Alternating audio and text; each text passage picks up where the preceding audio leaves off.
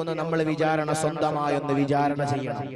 പാതിരാവിന്റെ യാമങ്ങളിൽ അല്ലാഹുവിന്റെ പരിശുദ്ധമായ പുണ്യമായ നിന്റെ എല്ലാ സൽക്കർമ്മങ്ങളും നന്മകളും തിന്മകളും അതുപോലെ നീ പരിശോധിച്ചുകൊണ്ട് എന്റെ റബ്ബിന് ഇഷ്ടപ്പെടാത്തത് എന്താണ് ഞാൻ പറഞ്ഞു പോയത്, എന്റെ പടച്ചവൻ ഇഷ്ടപ്പെടാത്തത്, എന്റെ അല്ലാഹ് ഇഷ്ടപ്പെടാത്തത്, എന്റെ റബ്ബിന് ഇഷ്ടപ്പെടാത്തത് എന്താണ് പറഞ്ഞത് എന്ന് എന്തെങ്കിലും പറഞ്ഞുപോയോ എന്ന് നമ്മുടെ ജീവിതത്തിൽ നമ്മൾ വിലയിരുത്തണം.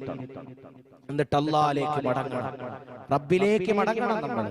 അതാണ് നമുക്ക് രക്ഷയുള്ളത്. പടച്ചവനായ അല്ലാഹു സുബ്ഹാനഹു വ തആല, ഇലാഹായ അല്ലാഹു സുബ്ഹാനഹു വ തആല, കാരുണ്യവാനായ അല്ലാഹു സുബ്ഹാനഹു വ തആല. അല്ലാഹു സ്നേഹനിധിയാണ്, അല്ലാഹു കരുണക്കടലാണ്, അല്ലാഹു കാരുണ്യത്തിന്റെ നിറകുടമാണ്. അല്ലാഹയോളം കരുണയുള്ളവർ ഇന്ന് ഭൂമി ലോകത്ത് ആരാ ഉള്ളത്? അല്ലാഹു അത്രമാത്രം കരുണയുടെ നിറകുടമാണ് നിന്റെ റബ്ബ്. അതുകൊണ്ട് ചെയ്തു പോയ മനുഷ്യരാണ്.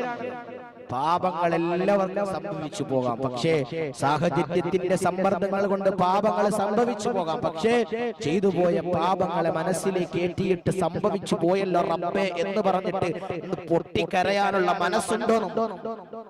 തഖ്വയുള്ള മനസ്സുണ്ടോ?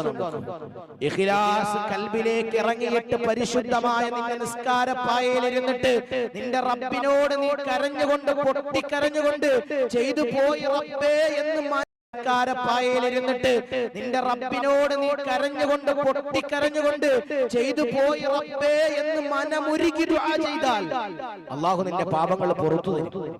ഉദൂനി അസ്തജിബ് ലക്കും, ചോദിച്ചാൽ തരാമെന്ന റബ്ബല്ലേ പറഞ്ഞത്. പിന്നെ ചോദിക്കാനാണ് നമുക്ക് മടി. നമ്മുടെ റബ്ബിനോട് ചോദിക്കാൻ നമുക്ക് മടിയാണ്. ഒരു കാര്യവും നമ്മുടെ റബ്ബിനോട് നമ്മൾ ചോദിക്കാറില്ല.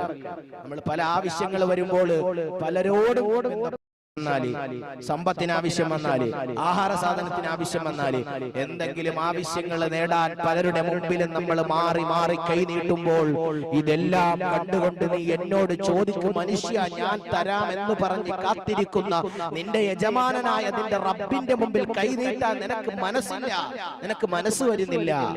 നിന്റെ നിസ്കാരപ്പായിലിരുന്നിട്ട് ആ മുസല്ല ഒന്ന് വിരിച്ചിട്ട് ആ മുസല്ലയിൽ കണ്ണീരോടെ ഒന്ന് പ്രാർത്ഥിച്ചാൽ, കണ്ണീരോടെ ദുആ ചെയ്താൽ അല്ലാഹു നിന്റെ പ്രാർത്ഥന കേൾക്കും. അതിൽ യാതൊരു സംശയവുമില്ല.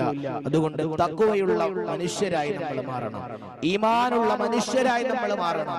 നമ്മുടെ ഈമാനിന് ബലക്കുറവാണ്, ഉള്ള ഈമാനിന് അല്ലാഹു ബലം നൽകി അനുഗ്രഹിക്കുമാറാകട്ടെ.